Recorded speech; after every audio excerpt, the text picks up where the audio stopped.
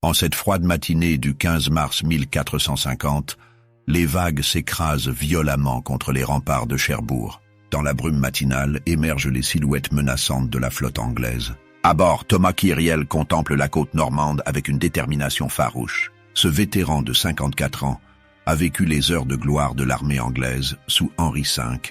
Il a combattu en Normandie, tenu la forteresse du Crotoy en Picardie, servi sous les ordres du légendaire John Talbot. Maintenant, il débarque avec 3500 hommes pour tenter l'impossible, redonner à l'Angleterre sa grandeur perdue sur le continent. La Normandie occupe une place particulière dans le cœur des Anglais. Depuis 1417, cette terre leur appartient. 33 années de domination qui ont forgé des liens profonds avec ces terres conquises par Henri V. Mais depuis l'épopée de Jeanne d'Arc et la Renaissance française sous Charles VII, l'étau se resserre inexorablement. Les places fortes anglaises tombent une à une. Rouen, la perle de la Normandie, a capitulé en octobre 1449. Harfleur, Honfleur, Fresnoy ont suivi. Les Anglais ne contrôlent plus que quelques bastions isolés, Avranches, Bayeux, Briquebec, Caen, Cherbourg et Saint-Sauveur-le-Vicomte. L'hiver 1449-1450 a été particulièrement difficile pour l'Angleterre. Marguerite d'Anjou et le duc de Suffolk William de la Pole gouvernent au nom du faible Henri VI. Malgré des finances exsangues et une opposition politique croissante, ils refusent d'abandonner les possessions continentales. Réunir cette armée de secours a coûté un effort considérable. Chaque soldat embarqué représente un espoir, chaque arme une promesse de reconquête. Kyriel n'est pas un novice. Sa famille, les de Criol ou Kyriel, s'est illustrée dans le Kent depuis le milieu du XIVe siècle en fortifiant le château de Westenhanger. Thomas lui-même a gravi tous les échelons militaires. Fait banneret en 1443, il connaît parfaitement la machine de guerre anglaise. Sa réputation de commandant compétent et implacable lui a valu cette mission cruciale. Si quelqu'un peut inverser le cours de l'histoire en Normandie, c'est bien lui. Le débarquement se déroule sans encombre. Les défenses de Cherbourg, tenues par une garnison anglaise réduite, accueillent avec soulagement ces renforts inespérés. Mais Kyriel sait que le temps joue contre lui. Chaque jour qui passe permet aux Français de mieux organiser leur riposte. Il doit frapper vite et fort. Son plan est audacieux. Rejoindre les 2000 hommes de la garnison de Caen pour former une armée capable de tenir tête aux forces françaises. Sur son chemin se dresse Valognes, solidement tenue par les partisans français sous les ordres d'Abel Rouault. Cette place forte contrôle les communications dans le Cotentin. Sa prise est indispensable pour sécuriser les arrières et permettre la jonction avec Caen. Le 20 mars, Kyriel entame le siège. Les combats sont acharnés. Les défenseurs français, conscients de l'enjeu, résistent avec acharnement. Mais après 3 semaines de siège, sans espoir de secours, Valognes capitule le 9 avril. Cette victoire galvanise les troupes anglaises. Pour la première fois depuis des mois, l'initiative semble leur revenir. Kyriel reçoit même un renfort précieux, 1800 hommes provenant de différentes garnisons anglaises, commandés par Matthew Gough, surnommé Matagot, le capitaine de Bayeux. Gough connaît parfaitement la région. Son expérience locale sera précieuse pour naviguer dans les marécages et les terres difficiles de la Normandie. À des centaines de kilomètres de là, dans son palais royal, Charles VII reçoit les nouvelles du débarquement anglais avec une gravité mesurée. Le roi de France n'est plus l'homme effacé et hésitant des débuts de son règne. L'épopée de Jeanne d'Arc, la reconquête progressive de ses territoires et les réformes militaires l'ont transformé en monarque déterminé. Il comprend immédiatement que cette armée anglaise représente la dernière cartouche de l'ennemi en Normandie. Si elle est écrasée, la province sera définitivement française. Le roi prend ses dispositions avec la célérité d'un stratège expérimenté.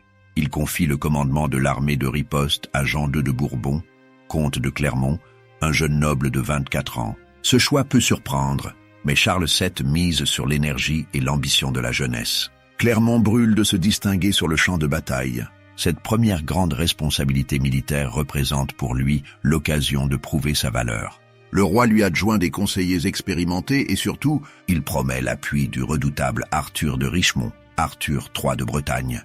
Dit le connétable de Richemont ou le justicier, incarne la résurrection militaire française. Né le 24 août 1393 au château de Sussigno près de Vannes, ce personnage fascinant a connu tous les revers avant de devenir l'un des artisans de la victoire finale. Ironie de l'histoire, il a participé à la bataille d'Azincourt en 1415, où il fut blessé et fait prisonnier. 5 années de captivité en Angleterre lui ont permis d'étudier de près les méthodes militaires ennemies. Nommé connétable de France en 1425 par Charles VII, il a mis ce savoir au service de la reconquête.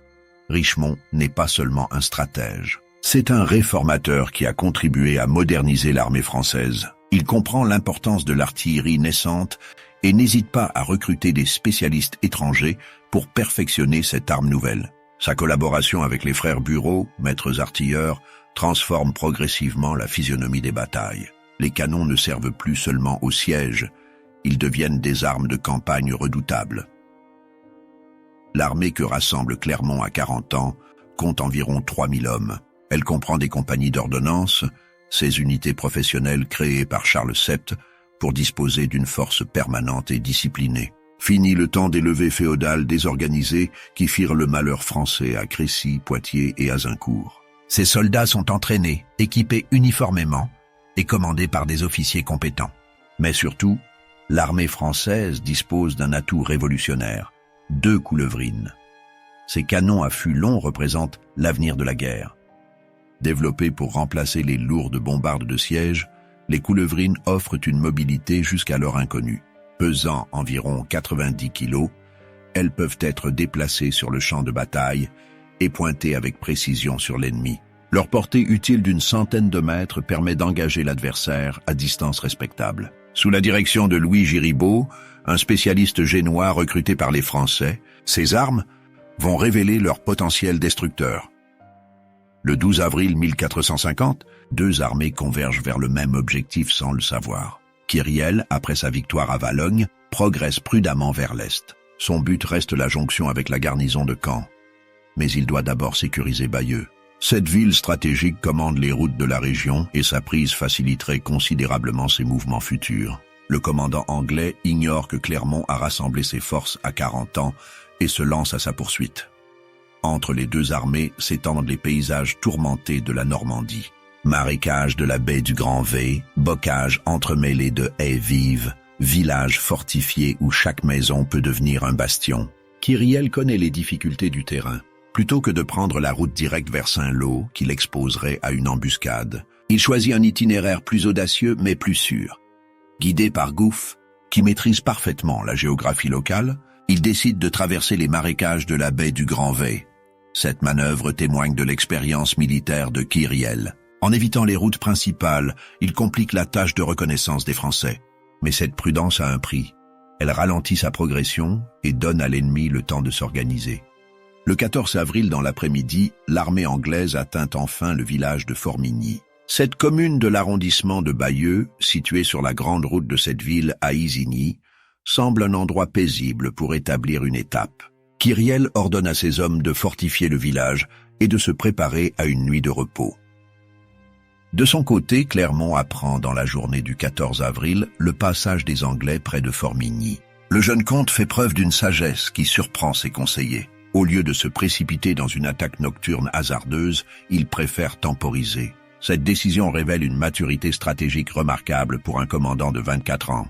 Il envoie un messager urgent à Richemont, qui se trouve à Saint-Lô avec 2000 Bretons, pour l'informer de la situation.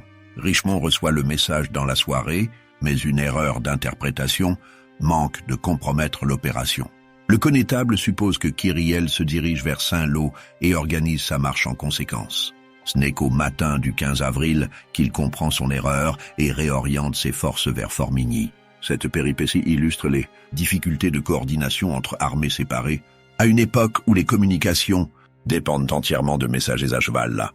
Nuit du 14 au 15 avril 1450 sera la dernière nuit de paix pour beaucoup d'hommes des 2 camps. Dans le village de Formigny, les soldats anglais dorment en confiance. Leurs sentinelles scrutent l'horizon sans détecter de menace immédiate. Kyriel révise ses plans pour le lendemain. Il compte reprendre sa marche vers Bayeux dès l'aube et achever sa jonction avec les forces de la région. Rien ne laisse présager que cette journée du 15 avril transformera le cours de la guerre de 100 ans. Le matin du 15 avril 1450 se lève dans la brume caractéristique de la Normandie. Vers 6 heures, les premières lueurs de l'aube révèlent un paysage vallonné où serpente un petit cours d'eau. Le ruisseau de Saint-Louis. Kyriel fait donner le signal du réveil. Ces hommes, revigorés par une nuit de repos, commencent à lever le camp. L'atmosphère est détendue. Personne n'imagine que dans quelques heures, ce paisible village normand deviendra le théâtre d'une des batailles les plus décisives de la guerre de 100 ans. Vers 8 heures, les éclaireurs anglais signalent l'approche d'une force armée venant de l'ouest. Kyriel grimpe sur les hauteurs qui dominent le village pour observer lui-même. À travers la brume matinale, il distingue les bannières françaises et les reflets du soleil sur les armures. L'armée de Clermont, partie d'Isigny avant l'aube, arrive en ordre de bataille. Le commandant anglais évalue rapidement la situation. Ces 4300 hommes font face à environ 3000 Français. L'avantage numérique est de son côté, et ses soldats occupent une position défensive favorable. Un sourire de satisfaction éclaire le visage buriné de Kyriel. Enfin, les Français vont commettre l'erreur qu'il espère depuis des semaines. Au lieu de harceler ses flancs ou d'éviter le combat, ils viennent lui offrir la bataille rangée. Le vétéran anglais a vécu les plus grandes victoires de son pays. Crécy, Poitiers, Azincourt. À chaque fois, le même scénario s'est répété. La cavalerie française, impatiente et indisciplinée, charge les positions anglaises solidement retranchées. Les archers gallois et anglais, protégés par des pieux acérés, déciment les assaillants. L'infanterie anglaise, descendue de cheval pour combattre à pied, achève le massacre. Kyriel ordonne immédiatement le déploiement selon la tactique traditionnelle anglaise. Ces hommes prennent position dans une formation en croix, barrant la route de Carentan à Bayeux. Les archers, environ 2900 sur les 4300 soldats de l'armée, occupent le premier rang. Ils plantent devant eux les pieux acérés qui ont fait leur preuve dans tant de batailles. Ces obstacles de bois dur, taillés en pointe, forment une muraille redoutable contre les charges de cavalerie. Derrière cette première ligne, l'infanterie lourde attend, prête à intervenir si l'ennemi parvient à percer. Le plan de bataille de Kyriel révèle sa science militaire. Il divise son armée en 2 corps principaux. Le flanc droit, au nord, reste sous son commandement personnel. Pour renforcer cette position cruciale, il fait installer un petit réduit fortifié en avant de ses lignes, le taudis. Cette fortification improvisée permettra de retarder une attaque ennemie et de canaliser l'assaut français. Le flanc gauche au sud est confié à Matthew Goff. Ce vétéran chevronné contrôle la route menant à Bayeux, empêchant toute manœuvre de contournement française. Pour parfaire son dispositif, Kyriel conserve une réserve de cavalerie montée sur son flanc gauche. Ces hommes d'élite interviendront au moment décisif pour porter le coup de grâce à un ennemi démoralisé. Toute l'expérience accumulée en 30 ans de guerre transparaît dans ces dispositions tactiques. L'armée anglaise ressemble à une machine de guerre parfaitement huilée, prête à broyer l'adversaire, qui aura l'audace de l'attaquer. De l'autre côté du champ de bataille, le comte de Clermont observe les préparatifs anglais avec une attention soutenue. Ce jeune homme de 24 ans n'a pas l'expérience de son adversaire, mais il compense cette faiblesse par l'intelligence et l'écoute de ses conseillers. Autour de lui se pressent des vétérans qui ont analysé les échecs passés de l'armée française. Ils savent que charger frontalement les positions anglaises équivaut à un suicide. Clermont prend une décision qui révolutionne l'art de la guerre. Il renonce à la charge traditionnelle de la cavalerie française. Cette rupture avec des siècles de tradition chevaleresque marque la maturité tactique du royaume de France. Plutôt que de sacrifier ses hommes d'armes dans une attaque frontale, le comte ordonne le déploiement de ses forces hors de portée des archers ennemis. Cette prudence déconcerte les Anglais, habitués à voir leurs adversaires français se jeter aveuglément dans leurs pièges. Mais Clermont dispose d'un atout révolutionnaire, ses 2 coulevrines. Ces canons représentent l'avenir de la guerre, même si peu de contemporains en comprennent encore la portée. Sous la direction de Louis Giribaud, l'artilleur génois, les servants français positionnent soigneusement leurs pièces. Chaque coulevrine pèse environ 90 kilos et nécessite plusieurs hommes pour la manœuvrer.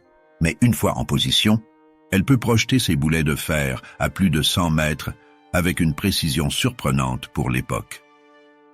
L'artillerie française de Formigny témoigne de la mutation profonde de l'armée royale. Charles VII et ses conseillers ont compris que l'avenir appartenait aux armes à feu. Ils ont recruté les meilleurs spécialistes européens, financé la recherche, encouragé l'innovation.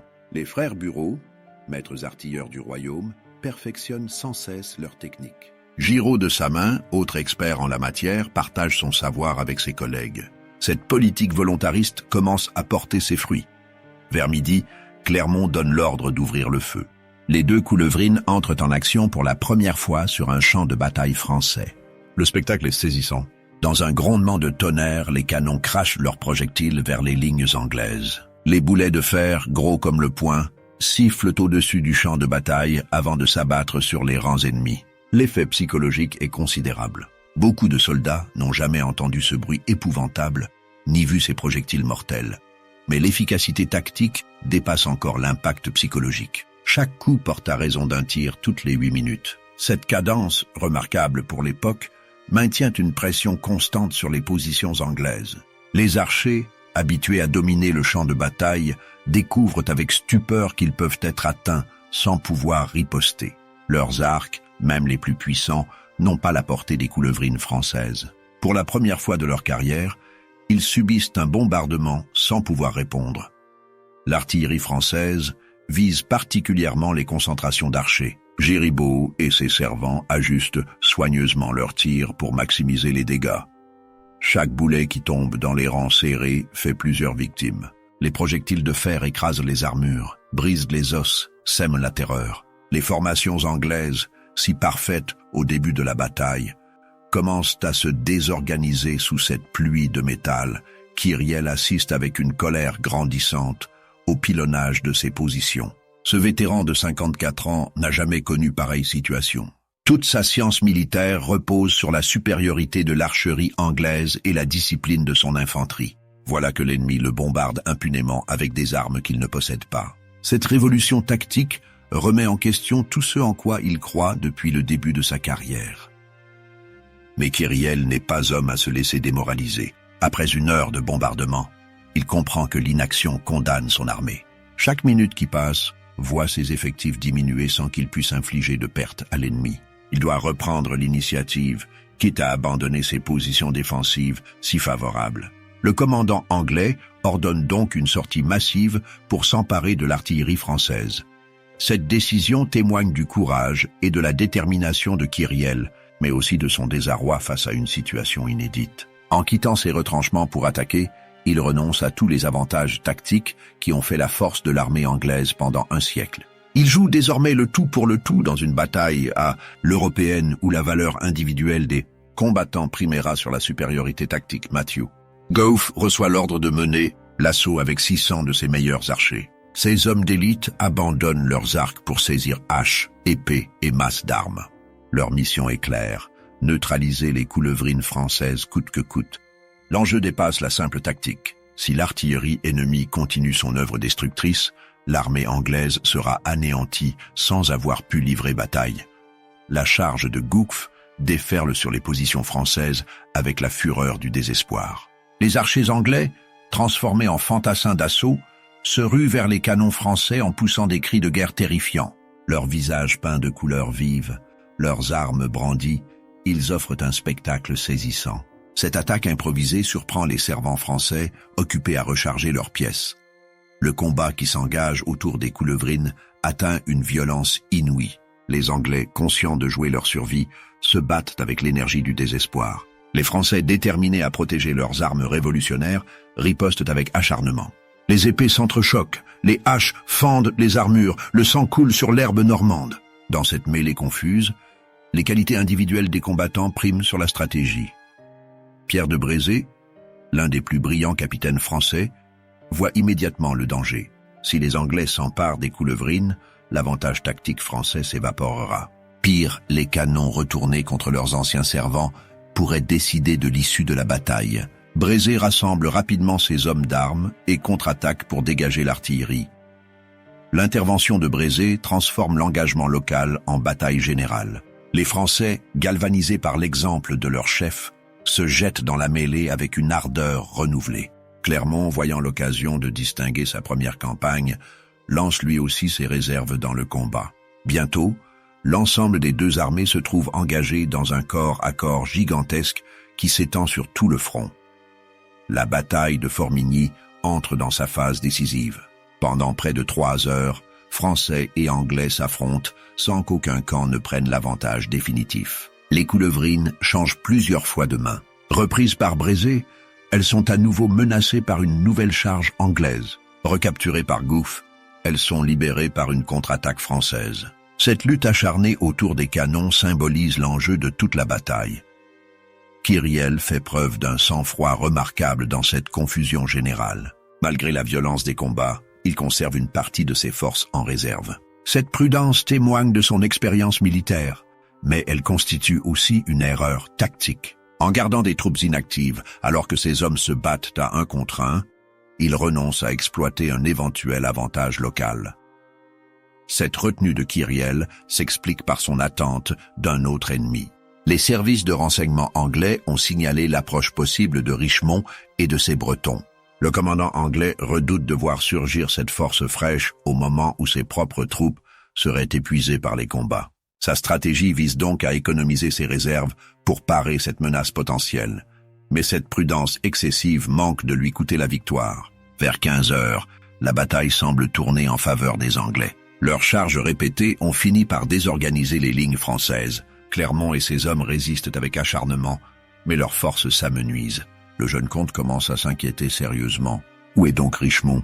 À plusieurs lieues de là, Arthur de Richemont pousse ses hommes vers Formigny. Le connétable a finalement compris son erreur d'interprétation et redirige ses 2000 Bretons vers le véritable champ de bataille.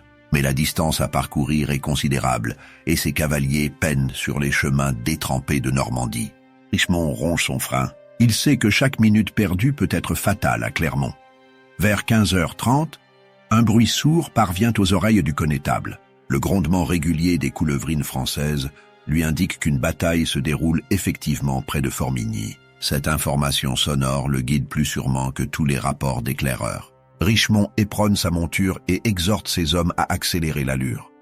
Sur le champ de bataille, la situation devient critique pour les Français. Clermont a engagé toutes ses réserves et ses lignes fléchissent dangereusement. Les Anglais, enhardis par leur succès partiel, multiplient les assauts. Goff et ses archers transformés en fantassins enfoncent le flanc droit français. Kyriel lui-même entre dans la mêlée pour galvaniser ses troupes. La victoire anglaise semble à portée de main. C'est alors qu'un cri retentit dans les rangs français. « Richemont! Richemont !» Sur la colline qui domine le champ de bataille, près d'un moulin à vent du côté de Trévière, apparaissent les bannières bretonnes. Le connétable arrive enfin avec ses 2000 hommes, 1200 cavaliers et 800 fantassins. Cette force fraîche va transformer radicalement la physionomie de la bataille. L'apparition de Richemont provoque un double effet psychologique.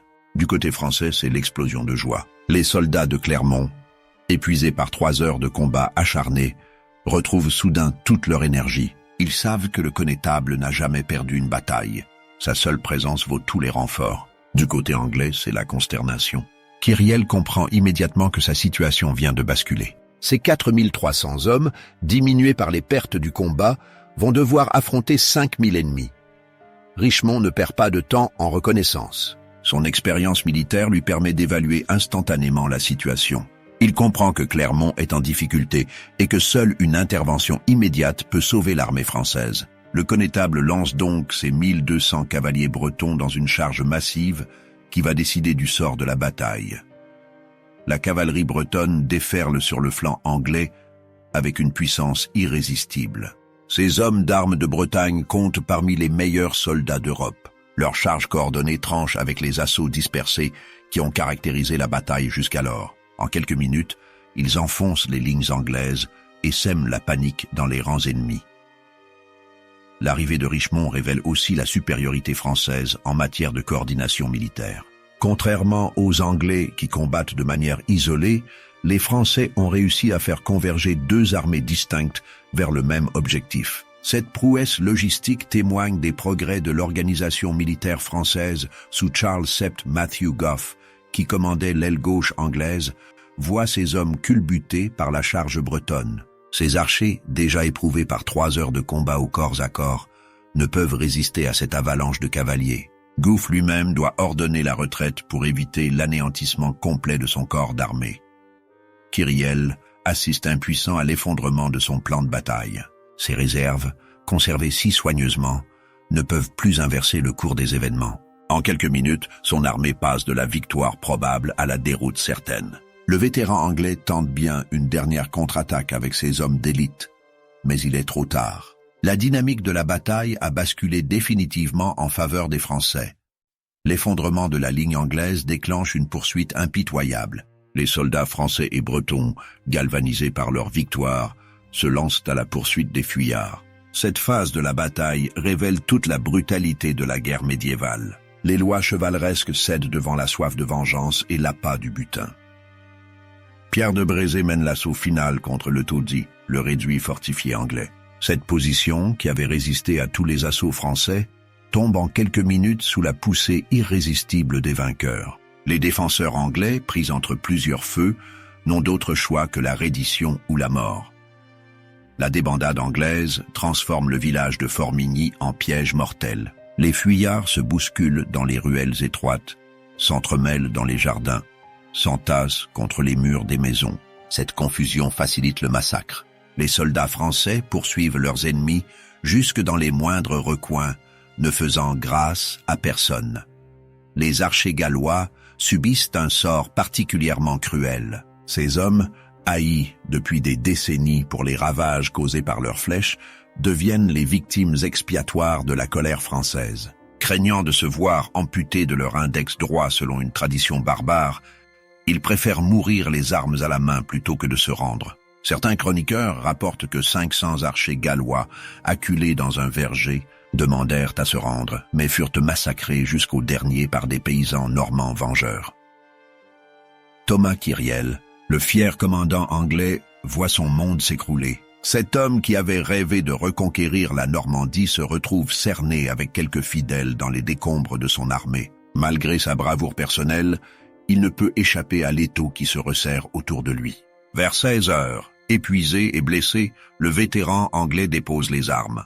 La capture de Kyriel symbolise l'effondrement de toute une époque. Cet homme incarnait la tradition militaire anglaise, forgée par les victoires de Crécy, Poitiers et Azincourt. Sa défaite marque la fin de la supériorité tactique anglaise et l'avènement d'un nouvel art de la guerre où l'artillerie joue un rôle déterminant. Avec Kyriel tombent la plupart de ses lieutenants. Les capitaines anglais qui avaient survécu à tant de batailles trouvent la mort ou la captivité dans ce village normand. Seul Matthew Gough parvient à s'échapper vers Bayeux avec quelques cavaliers. Cette fuite in extremis lui permettra de témoigner de l'ampleur du désastre. La bataille de Formigny se solde par un bilan effroyable pour l'armée anglaise. Les chroniqueurs français, sans doute excessifs, ne comptent que 5 ou 6 morts dans leur rang. Les sources anglaises, plus réalistes, évoquent 3800 tués anglais contre 600 français. Plus de 1200 prisonniers anglais s'ajoutent à ce bilan.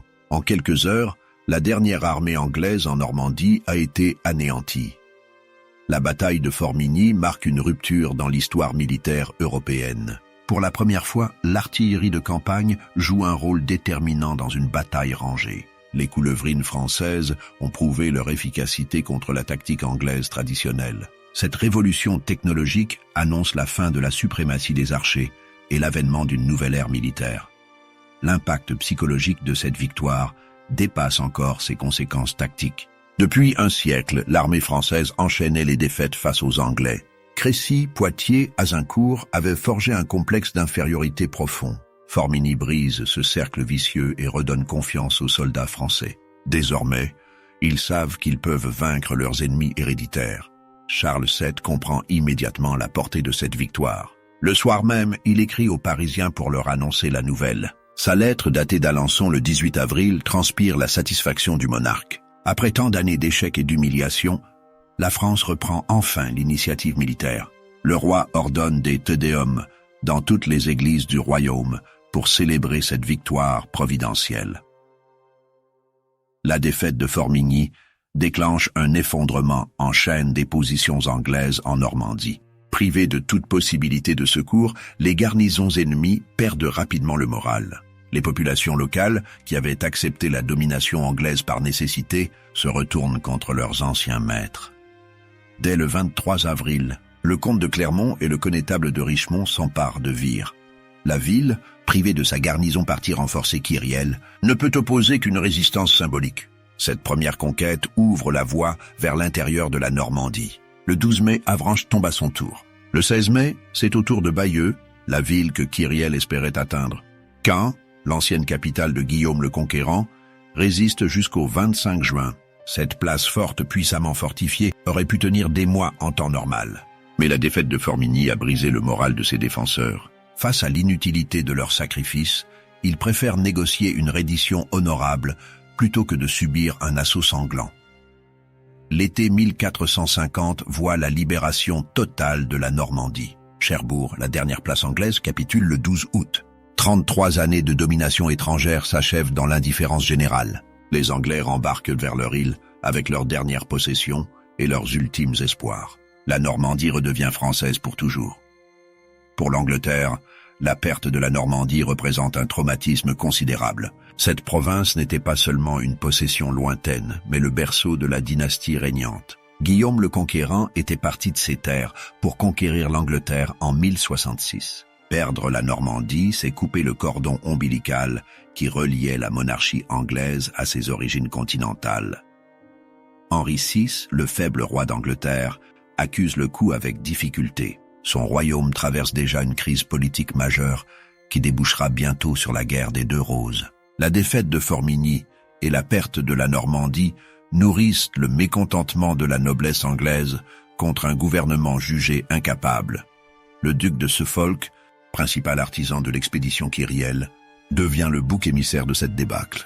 Accusé de haute trahison, il est contraint à l'exil et finira assassiné en mer. Cette purge politique ne masque pas l'ampleur de l'échec anglais. Pour la première fois depuis le début de la guerre de 100 ans, l'Angleterre se retrouve entièrement chassée du continent, à l'exception de Calais. La bataille de Formigny ouvre la voie à la phase finale de la guerre de 100 ans. Débarrassé de la menace anglaise en Normandie, Charles VII peut concentrer ses efforts sur la Guyenne, dernière possession ennemie en France. Cette campagne se soldera par la victoire de Castillon en 1453, qui mettra définitivement fin au conflit séculaire. L'innovation tactique de Formigny influence durablement l'art militaire européen. L'efficacité démontrée de l'artillerie de campagne pousse tous les souverains à développer leurs propres canons. Les frères Bureau, maîtres artilleurs français, deviennent les conseillers les plus recherchés d'Europe. Leur savoir-faire se diffuse rapidement, transformant la physionomie des champs de bataille. Arthur de Richemont, le héros de Formigny, reçoit en récompense la seigneurie de Vire, mais surtout, il acquiert une réputation de tacticien génial qui rayonne dans toute l'Europe. Sa collaboration avec les artilleurs révolutionne la stratégie française et inspire les réformes militaires de Charles VII. Pour la France, Formigny marque le début d'une renaissance militaire et politique qui culminera sous Louis XI. Le royaume, longtemps divisé et humilié, retrouve sa place de grande puissance européenne. L'artillerie française, perfectionnée après Formigny, dominera les champs de bataille pendant des siècles. Le 15 avril 1450, dans les champs boueux de Formigny, s'achève un chapitre de l'histoire européenne. Ce jour-là, l'ancienne chevalerie cède devant la modernité technique. Les archers anglais, maîtres des champs de bataille pendant un siècle, s'inclinent devant les coulevrines françaises. Cette révolution militaire annonce un monde nouveau où la science prime sur la tradition. Thomas Kyriel, capturé après la bataille, sera libéré contre rançon. Il retournera en Angleterre pour témoigner de cette débâcle. 10 ans plus tard, en 1461, il trouvera la mort lors de la bataille de Saint-Alban. Décapité après avoir défendu le roi Henri VI, son destin tragique illustre les convulsions de l'Angleterre post-Formigny. Quant aux deux coulevrines qui ont changé le cours de l'histoire, elles disparaissent dans les brumes du temps, mais leur héritage perdure. De Castillon en 1453 aux guerres d'Italie, de Marignan aux campagnes de Napoléon, l'artillerie française dominera l'Europe pendant des siècles. Tout commence ce jour de printemps 1450, quand les bombardes françaises humilient l'élite anglaise et écrivent une page nouvelle de l'histoire militaire.